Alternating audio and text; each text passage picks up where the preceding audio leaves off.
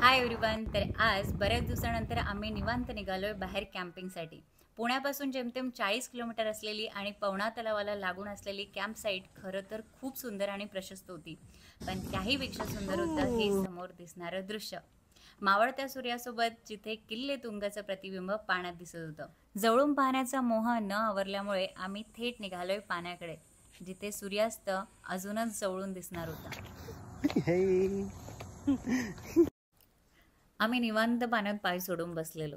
संत पाणी, समोर तुंग किल्ला आणि सोबत सुंदर पक्ष्यांचा धवा. आणि हो, पलीकडे किल्ले विसापूर आणि लोहगडची दुर्गजोळी सुद्धा. खरं तर किती अविश्वसनीय होतं हे सगळं.